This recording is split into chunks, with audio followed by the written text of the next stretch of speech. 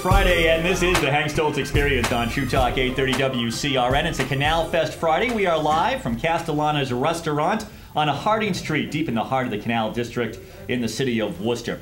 Hey, thanks to everybody who is giving us a call here at 866 WCRN 830. The line's always open, and also to everybody listening on the World Wide Web at WCRNradio.com. Joined now by the spokespeople for Our Baby Safe Haven, and Renee Marcou is with us. Also, Sebastien Charmant is with us as well, and we are so pleased to have them here. Renee, thanks for stopping by today. Thank you for having us. Let's talk a little bit, and Sebastien, we'll get with you in just a moment, but Renee, let's talk about you. Certainly people know you from your appearance on the Peter Blute Show and your many appearances throughout the state. You are somebody who has sung the national anthem. About how many times now have you sung the national anthem? At least 300. No, just a wild guess. Where are some of the places that you've sung the national anthem? Gillette Stadium, the Spinners, Lowell Spinners Stadium, trying to think some other places, Songus Arena. You know, all the, it gets to be the point where at some point you're going to be in Cleveland and you're going to come out and say hello Toledo. I mean, it's going to be like that. Absolutely. Talk to us a little bit about that, because along with being a spokesperson for Our Baby Safe Haven, you're also a singer, you're a songwriter, you're a performer. The new CD is out. Tell us a little bit about that.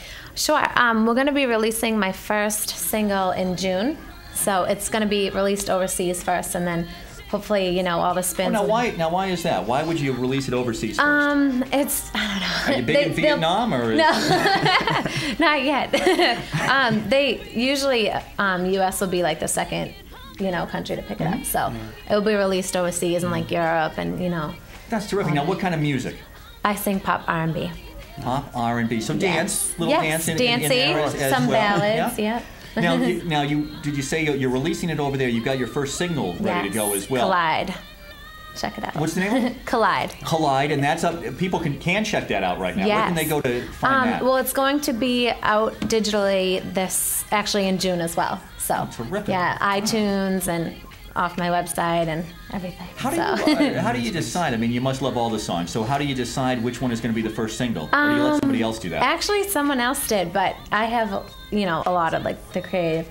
That's probably the best way to do it, though, because I mean, you're so close to all your songs. Right. You know, somebody else giving with the their job ears, to someone else. Exactly. Which one do you think should be the first single? I'm really fascinated by what you're talking about, though, with the songs being in the album, the CD being released overseas first, then coming here, being available for the digital download on iTunes. A lot different than when I was a kid going down and buying those big vinyl clunky records there. I wish it was still like that. You know, no one really goes to stores and buys the album anymore, so I'm going to get that back into it. Everybody goes to iTunes. Well, congratulations on that. Thank you so much. Let's talk to Sebastien a little bit. Sebastian's an actor. He's a model. He's a dancer. Sebastien, tell us a little bit about yourself, and we'll move the microphone over towards you a little bit here. Well, I currently go to Boston Arts Academy. Of the vice president there as well, and I've been dancing since I was young, acting. I just came off a play, Who's Afraid of Virginia Woolf, directed by... Very traumatic. Yes. And a lot of dancing in Who's Afraid of Virginia Woolf, as I recall. No, well, if you have the imagination, maybe I saw a different version. No, but I've been dancing. I did a couple of shows in New York.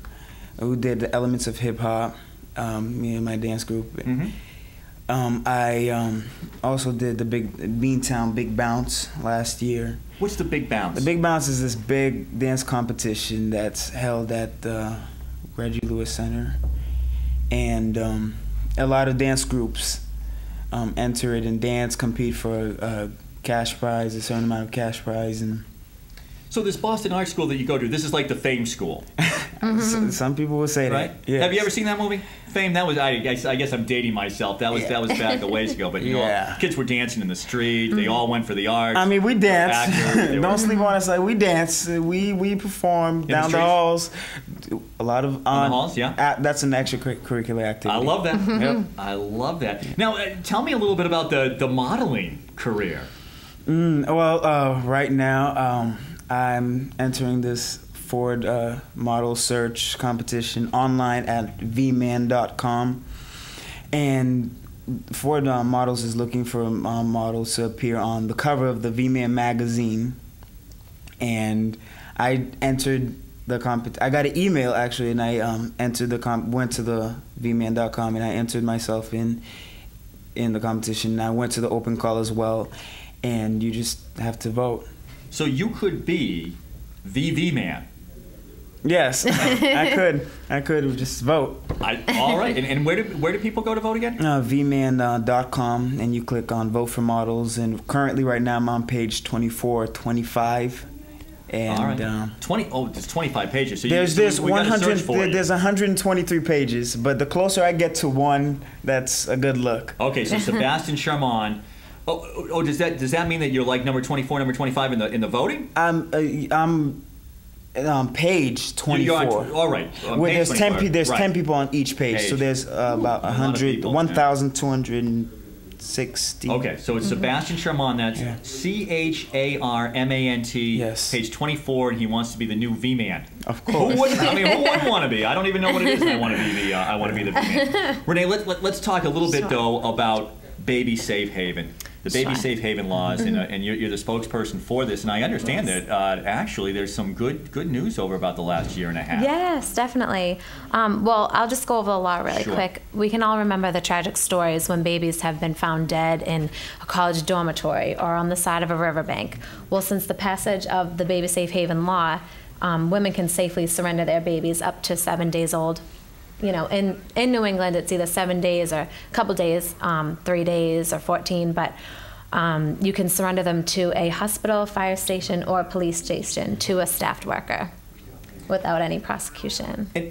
Now, we haven't had, as you point out, over about the last 16 months, so we haven't had any of the tragedies that helped prompt this law, the Baby Safe Haven law. Right. What are the figures for, or do we know how many babies have been turned in that time? 6. 6, really? Yes. Oh, that's... and since 2004.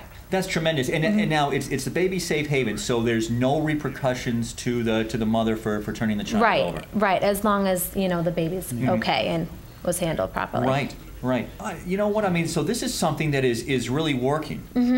Definitely. Now, if somebody, and because of course, I mean, I can only imagine what the fear that would be through a young mother's mind and the gut-wrenching decision to decide to turn it over.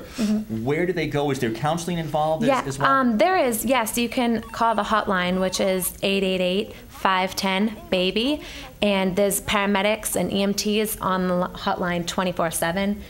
So, you know, people will call in before they even have the baby, but, you know, are pregnant or worried, you know, what can I do?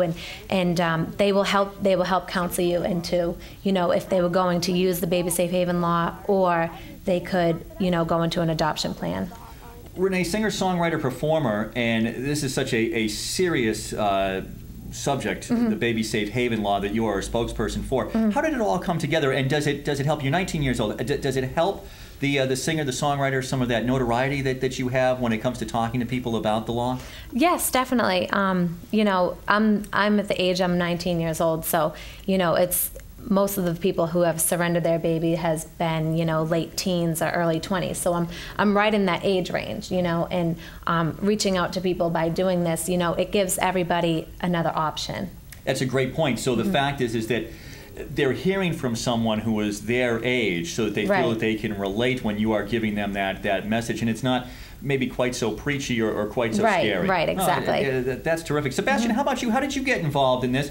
And what Renee just said, of course, obviously, you know, makes perfect sense. Here's somebody that these young mothers may be going through this tough decision to give up their child, and, you know, glad that they're going to be able to not have some of these repercussions, I guess. But you're a guy. Why have a 19-year-old male as the spokesperson? Well, from a male's perspective, it's